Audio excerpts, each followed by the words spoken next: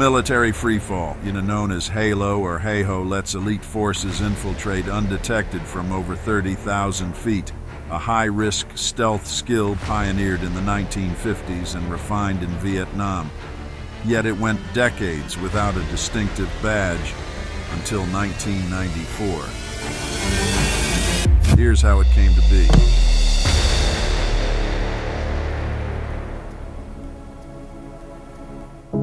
My name is Fran Hendricks, and I'm a retired Air Force Brigadier General. I'm a former SOCOM, I like to call SOCOM graduate, so I got a little time in with the Special Ops Community as well, and I was reassigned to SOCOM headquarters at MacDill Air Force Base. I was going in as a division chief for the Military Personnel Division. My boss was Colonel Gary Gresh, United States Army. While I was there, I was called into Colonel Gresh's office one day and was informed that General Downing wanted to get a freefall badge. The way that Colonel Gresh informed me of that request was that the old man wanted an MFF badge. And so I was standing in front of his desk trying to figure out what the other F was. I had no idea. I said, sir, I got the mother and the other F, but what's the second F for? And he said, what are you talking about? It's military freefall. Well, I didn't know what military freefall was, and so that started my journey of learning about HALO and HAHO. It took me to Bragg.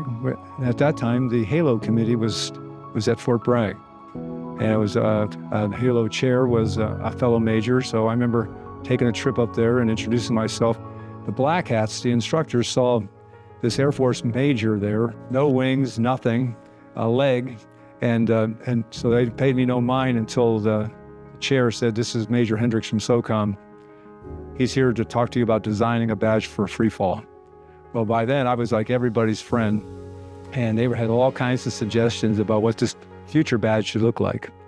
Did a lot of research, found out that the French were the first ones who used this capability, and then we were going to adapt it and had adapted into our thing back in the 50s, late 50s or so. But there was no distinctive badge for this capability. Whether you were free fall or static line, you had the same badge.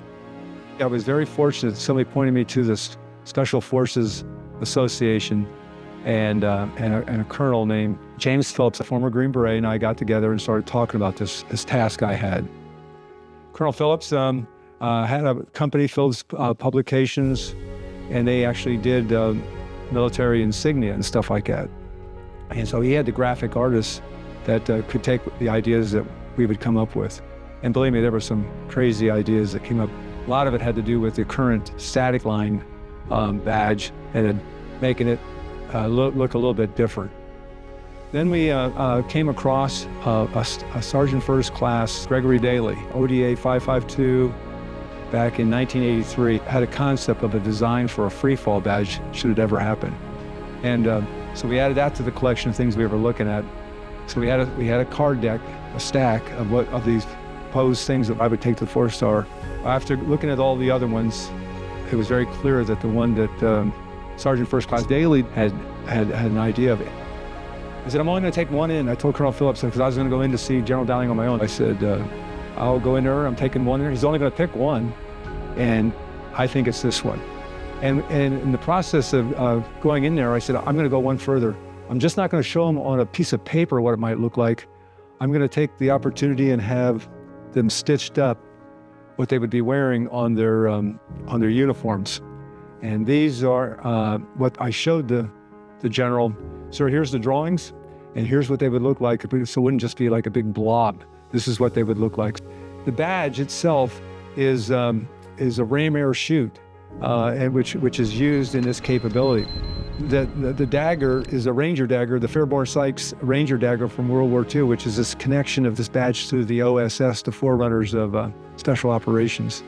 And then the downswept wings are symbolic of man flying, if you will. So he looked at these, and I take it he liked it because he told me to stand by.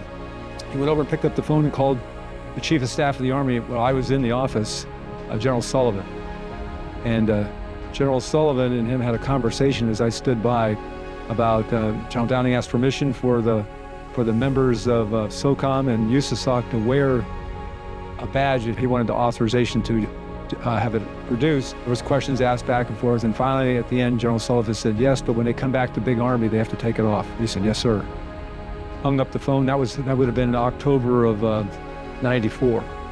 I had to tell the Force Star, sir, I haven't staffed this through anybody. You're the first one to see these. There's an Office of Heraldry out there that goes to, claims that they got final say. And he said, hey, Major, when I was in Vietnam, we didn't have a badge for air assault. We wore skulls and crossbones. We did all kinds of stuff. And eventually we came up with what we have today. And we never went to the Office of Heraldry. By osmosis, the culture took it. And he said the same thing will happen here. And he's right. I never staffed a package to the Office of Heraldry. I went back to Colonel Phillips and said, got permission to move forward. Can you produce them? And he did. And so what we did initially was, if you were on orders for free fall, send me a copy of your orders to my office, and I would mail you back your free fall badge. Got a hold of the HAHO committee and said, from now on, all students who, when they complete the basic or jump master, because we only did two sets of wings, they will be presented their badge at graduation. And people were calling or mailing in, and I was running a post office. They were sending this stuff out. The communities, particularly the early folks, were so excited to have this badge. So today it's worn. It's got a jump master. It's got the basic.